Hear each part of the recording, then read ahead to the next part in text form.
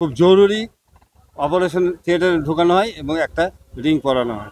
আমি সকালবেলায় খুবই ভালো ছিল, সে 8:30টার সময় টচ করার পরে এক ওভার কিন্তু সে মাঠেও ছিল।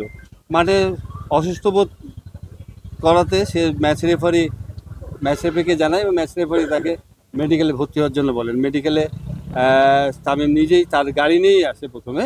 আমরা তাকে বলেছিলাম যে অ্যাম্বুলেন্স আসতে, বলে না লাগবে না। সে এতই সাহসী এবং সে নিজের পরে যে না আমার কিছু হয় নাই। তারপরে সে মেডিকেলে আসে। মেডিকেলে ডাক্তাররা কিন্তু দেখে যে তার অবস্থা খুব একটা ভালো না, তাকে ছাড়তে চায় নাই। সে তখন করে শিপনকে ফোন করে যে আমার জন্য একটা অ্যাম্বুলেন্সের ব্যবস্থা করেন, তা আমি এখান থেকে ঢাকাতে চলে যাব। তো বাই দা বাই শিপন কিন্তু অ্যাম্বুলেন্সের ব্যবস্থা করে। অ্যাম্বুলেন্স বিকেএসপিতে নামানো হয় অ্যাথলেটিক্স মাঠে। এই মুহূর্তে ডাক্তারদেরকে সে জোর করে এখান থেকে বেরিয়ে যায়। যখন আমরা অ্যাম্বুলেন্স থেকে অ্যাম্বুলেন্সে তুলবো, এই সময় তার আর পালস পাওয়া যাচ্ছিল না এবং মুখ দিয়ে এটা ফ্যাপড়া উঠছিল, যেটা দেখে আমি খুব ভয় পেয়ে গেছিলাম। সেখানে ম্যাচ রেফারি দেবু ছিল, ডাক্তার শামীম ছিল, এখানকার একজন ডাক্তার ছিলেন। তারা বুদ্ধিমানের একটা কাজ করেছে যে তাকে অ্যাম্বুলেন্সে না তুলে পুনরায় অ্যাম্বুলেন্সে ঢুকিয়ে তাকে আবার এখানে নিয়ে আসে কেপিজি হাসপাতালে। এবং কেপিজি হাসপাতালে আসার পরে দেখা যায় যে তার একটা ব্লক ধরা পড়ে এবং এক সাইডে তার রক্ত চলাচল খুব বন্ধ থাকে।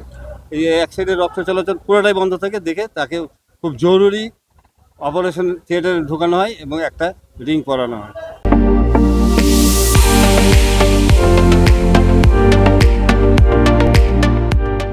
এবং রিং পরানোর পরে সে কিছুটা হলেও এখন সুস্থ আছে এবং সে ডাক্তারদের অবজারভেশনে আইসিতে আছে। এখানে ডাক্তারদের অবশ্যই বোর্ড বসানো হয়েছিল। এখানে কে ডাক্তারদের বোর্ড বসেছে আমি বলতে পারবো না। পরিবারের লোকজন আসার আগেই তার অপারেশনের কাজ ঘটনা 10টা, 10:45 এরকম হবে। আমার কাছে মানে খুবই খারাপ লাগছে যে তামিম একজন হাস্যোজ্জ্বল ছেলে, সকালে টস করলো, তার কিছুক্ষণ পরে বলে আমি অসুস্থ। তারপরে মেডিকেল এখানে আসছে, মেডিকেল থেকে যাওয়ার পরে যখন পালস পাওয়া যাচ্ছে না, এটা দেখে আমি হতাশ। আমরা কি করব ভেবে পাচ্ছিলাম না। তবে ডাক্তাররা একটা খুব ভালো ডিসিশন নিয়েছে, অ্যাম্বুলেন্সে না তুলে পুনরায় তাকে এখানে মেডিকেলে নিয়ে আসছে। ভিতরে কি দেখার সুযোগ হয়েছিল আপনার? জি জি জি, ভিতরে দেখার সুযোগ হয়েছিল। আমাদের লেফটেন্যান্ট আমাদের কর্নেল গোলাম মাহবুব স্যারের সাথেই ছিলেন। সেই সুবাদে আমিও ভিতরে ঢোকার সুযোগ পাই এবং অপারেশন থিয়েটারে খালি ঢুকি নাই, অপারেশন থিয়েটার বের করার পরে তাকে দেখার সুযোগ হয়েছিল।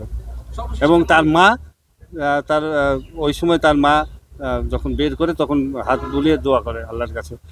আমি চাই যে দেশবাসী যেন তামিম ইকবালের জন্য দোয়া করে, সেই জন্য আবার সুস্থ হয়ে মাঠে ফিরে আসতে।